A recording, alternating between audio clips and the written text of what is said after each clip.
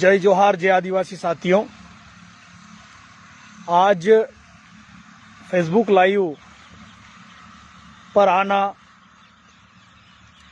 आज का जो कारण है वो हमारे जाबाज युवा साथी अलीराजपुर जिले के हमारे जाबाज योद्धा नितेश भाई अलावा, जो कि पेशे से पटवारी हैं, उनको निलंबित कर दिया है जोबट एसडीएम द्वारा और उन पर आरोप लगाया गया है कि उन्होंने भड़काऊ भाषण दिए, असंसदीय भाषा का प्रयोग किया, सशस्त्र आंदोलन करने की जो चेतावनी दी। इन मामलों को लेकर, इन बातों को लेकर उनको निलंबित कर दिया।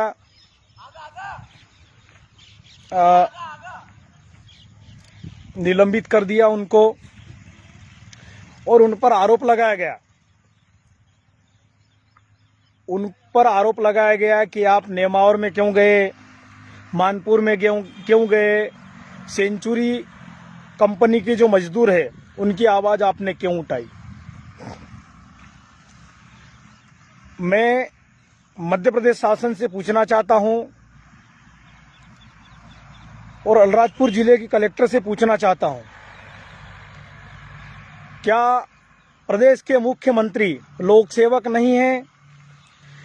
क्या देश के प्रधानमंत्री लोक सेवक नहीं है? क्या उनको जनता के पैसे के, जो जनता से टैक्स लिया जाता है, उस पैसों से प्रधानमंत्री और मुख्यमंत्री को वेतन नहीं मिलता है? अगर मिलता है, जब मुख्यमंत्री और प्रधानमंत्री लोक सेवक है, तो फिर वो राजनीतिक दलों का प्रचार क्यों करते हैं, राजनीतिक दलों के कार्यक्रम में क्यों जाते हैं? ये मेरा सवाल है।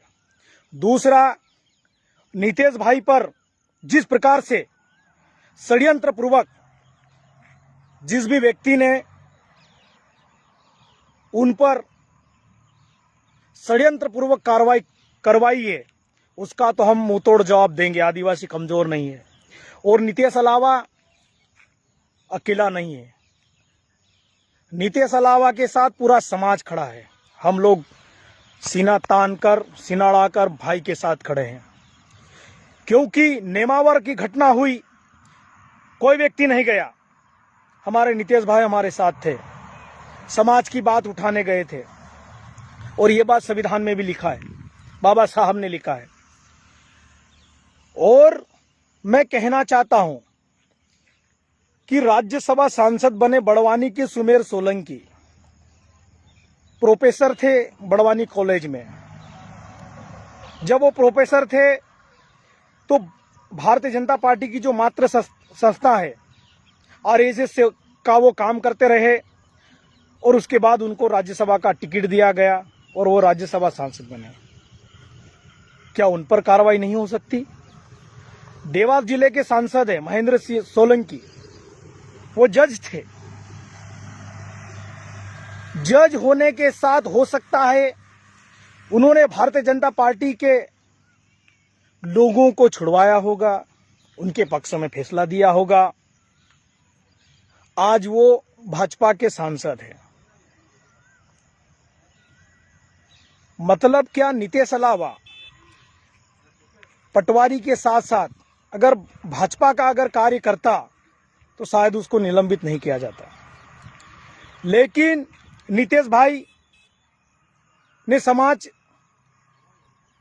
के लिए वो आगे आए, कार्य करते, दबे कुचले लोगों के लिए, मजदूरों के लिए, जिसको न्याय नहीं मिलता उन लोगों के लिए नितेश भाई समाज के साथ खड़े थे, तो उन पर कार्रवाई हो गई। लेकिन मैं कहना चाहता हूं कि नितेश अलावा पटवारी अकेले नहीं है। और मैं इस फेसबुक लाइव के माध्यम से मैं कहना चाहता हूं कि जो समाज के लिए जो कार्य कर रहे हैं उन पर अगर किसी भी प्रकार से कार्रवाई की गई तो हम लोग चुप बैठने वाले लोग नहीं हैं। आज नीतीश भाई के साथ देवतापूर्ण मैं जोबट एसडीएम को पूछना चाहता हूं, आपने नीतीश भाई को बिना कारण बताओ नोटिस के आपने निलंबित कैसे कर दिया? और पता ये भी चल रहा है कि जोबट एसडीएम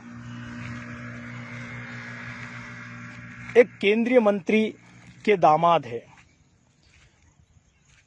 और वो केंद्रीय मंत्री भारतीय जनता पार्टी से जुड़े हुए हैं, ये हमको पता चला है। और जो समाज के लिए काम करते हैं उन पर जो कार्रवाई हो रही है हम लोग कदापि बर्दाश्त नहीं करेंगे। आज सुनने में आ रहा है कि जो समाज के साथ खड़े होते हैं, जो समाज के युवा को सपोर्ट करते हैं, उन लोगों पे कार्रवाई हो रही है, उन लोगों को निशाना बनाया जा रहा है, उन लोगों को टारगेट किया जा रहा है।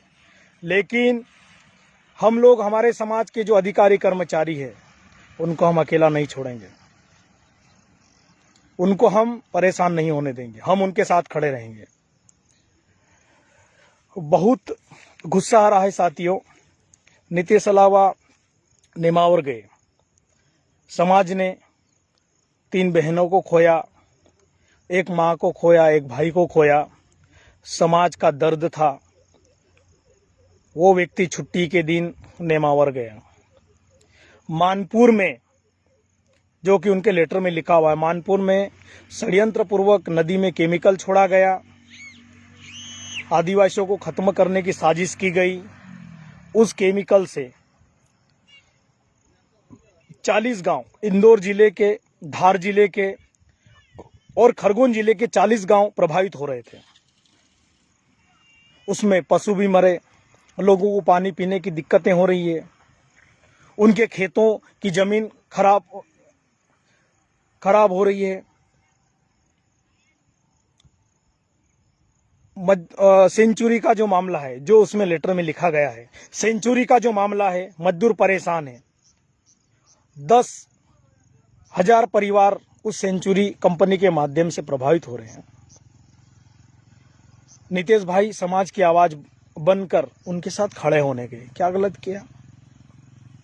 क्या गलत किया?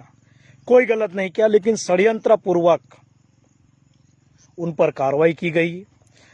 मैं अलीराजपुर कलेक्टर महोदया से निवेदन करना चाहता हूं कि नीतीश भाई का जो निलंबन किया गया है, 24 घंटे के अंदर अगर उनको बहाल नहीं किया गया तो पूरा आदिवासी समाज अलीराजपुर जिले में आ जाएगा। और हमारे भाई को हम अकेले, आपने ये कैसे सोच लिया?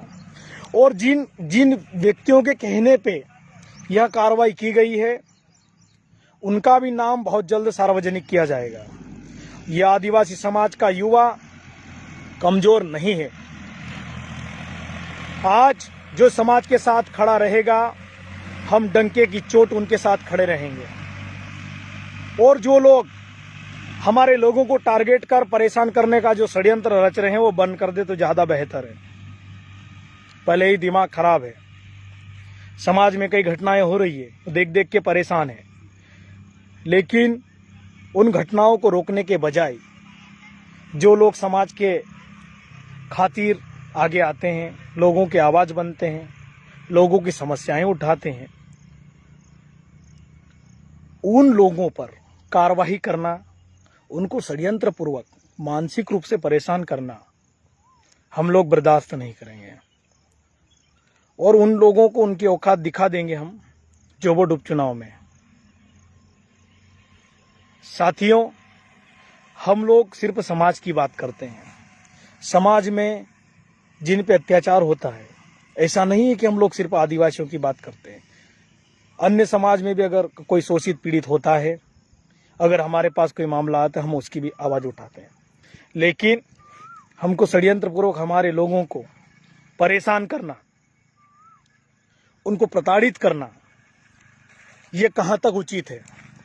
मेरे युवा साथियों को मैं कहना चाहता हूं कि आप कमर कस लीजिए। अब